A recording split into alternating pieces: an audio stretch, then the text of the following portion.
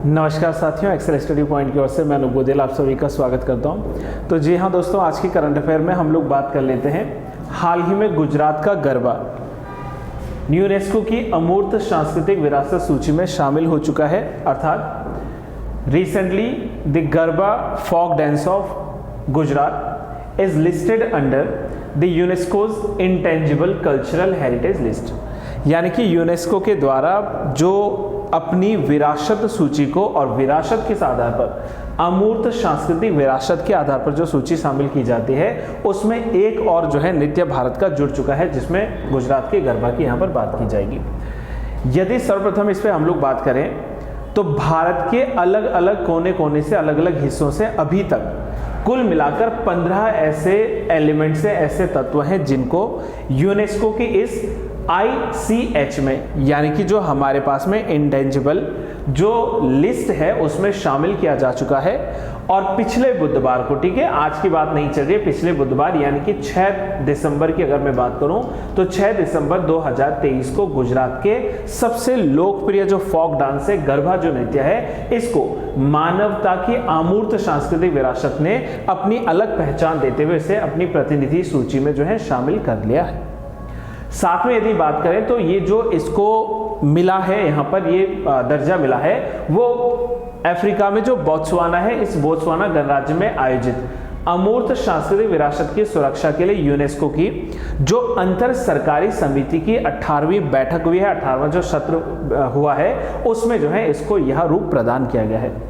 यदि हम लोग साथ में बात करें दोस्तों, तो समिति के मूल्यांकन के निकाय के प्रमुख ने गरबा को अनुष्ठानात्मक और भक्तिपूर्ण नृत्य अर्थात रिचुअलिस्टिक एंड डिवोशनल डांस के रूप में जो है इसको संदर्भित किया करते हुए हिंदू त्योहार नवरात्रि के अवसर पर किए जाने वाले सबसे प्रमुख और ऊर्जा सहित जो है किया जाने वाला नृत्य के रूप में इसको समर्पित माना है। और जैसा मैंने कहा कि ये जो गुजरात का गरबा डांस है, इसको अब जो है भारत के 15वें जो है नाम के रूप में शामिल किया गया है। यदि इससे पहले हम लोग थोड़ा सा बात करें तो इससे पहले ऑलरेडी रामलीला को वर्ष 2008 में इंटेंजिबल सूची में जोड़ा जा चुका है, जो कि दशहरे के त्योहार के दौरान जो है पूरे उत्तर भारत में, नॉर्थ इंडिया में जो है सेलिब्रेट किया जाता है। और सबसे ज्यादा जो है अधिक प्रचलन जो इसका है वो है उत्तर प्रदेश में, जैसे वृंदावन, वाराणसी, इसके अलावा रामनगर, सतना इत्यादि अलग अलग जो है। वैसे तो अगर बात की जाए तो रामलीला या दशहरा जो है वो पूरे भारत के अलग अलग कोने में मनाया जाता है। इसके अलावा एक और जो है वैदिक मंत्रोच्चारों को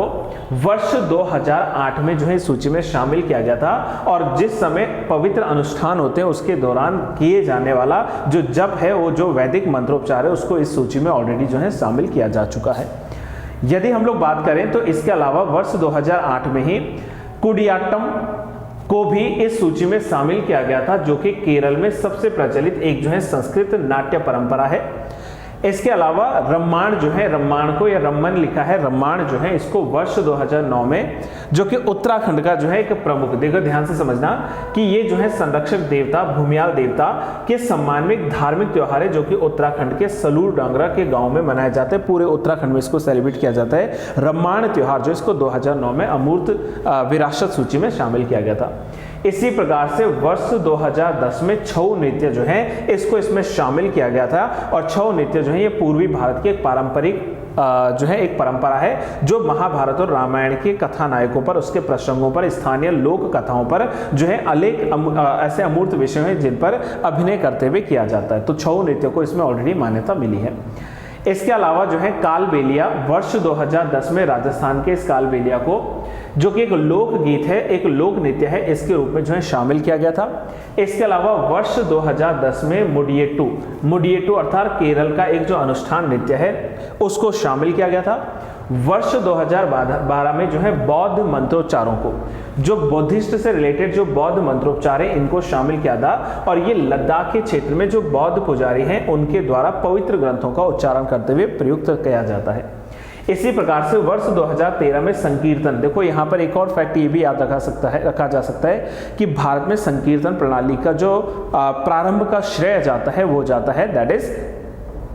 चैतन्य महाप्रभु को। तो चैतन्य महाप्रभु जिनके द्वारा संकीर्तन की शुरुआत की गई थी, ये मणिपुर के मैदानी इलाकों के वैष्णव धर्म के लोगों के जीवन के धार्मिक अवसरों और विभिन्न चरणों को जो है चिन्हित करते हुए किया जाने वाला एक प्रमुख क्या है, मंत्रोच्चार है। इसके अलावा बात करें तो बर्तन बनाने का जो पारंपरिक कला है, पीतल और तांबे की जो पारंपरिक शिल्प कला है, इसको वर्ष 2014 में शामिल किया गया था, जिसमें जो जंडियाला गुरु के ठठेलिया जो है शिल्पकार हैं पंजाब में, वो पीतल बनाने के लिए जो है इस तकनीक के लिए जाने जाते हैं, जिसको इसमें शामिल किया गया है। 2016 में जो है योग को इंटेंजिबल सूची में शामिल किया गया था। इसके अलावा वर्ष 2016 में प्रमुख जो पारसी त्योहार है 2016 में नवरोज जो फेस्टिवल है, इस नवरोज फेस्टिवल को इसमें शामिल किया गया था, जो कि देश के अलग अलग कोनों में जो है सेलिब्रेट किया जाता है। वहीं वर्ष 2017 में जो कुंभ मेला है, इस कुंभ मेले को, जो कि पूरे विश्व भर में ख्याति प्राप्त है कुंभ मेला, इसको 2017 में इस सूची में जो है शामिल किया गया था और विश्व की सबसे बड़ी मानव सभाओं में से एक, हिंदुत्व का एक प्रमुख जो तीर्थ स्थल है, जो त्योहार है कुंभ मेला, उसको शामिल किया गया था। इसके बाद यदि हम लोग लास्ट की बात करें तो वर्ष 2021 में कोलकाता की जो दुर्गा पूजा है, इस दुर्गा पूजा को इसमें शामिल किया गया था। यह जो है दुर्गा पूजा कोलकाता में विशेष रूप से सितंबर या अक्टूबर के महीने में मनाए जाने वाला एक जो है वार्षिक उत्सव है, जिसमें माँ दुर्गा की जो है पूजा होती है, उनके दिवस के रूप में मनाया जाता है। और जैसा मैंने कहा, अभी लेटेस्ट जो खबर है वो है वर्ष 2023 में गुजरात के गरबा को जो इसमें शामिल कर दिया गया है। तो ये आज जो है हमारी करंट अफेयर्स की एक प्रमुख न्यूज़ हो जाती है। मुझे उम्मीद है दोस्तों कि आपको ये न्यूज़ समझ में आई होगी, और अगर आपको न्यूज़ समझ में आती है तो आप लोग वीडियो को लाइक करना ना भूलें, वीडियो को ज़्यादा से ज़्यादा शेयर कीजिए, और अगर आप लोग चैनल से नए हैं, अभी तक चैनल को सब्सक्राइब नहीं किया है, तो चैनल को सब्सक्राइब करना ना भूलें। Till then have a good day to all, thank you so much, keep learning.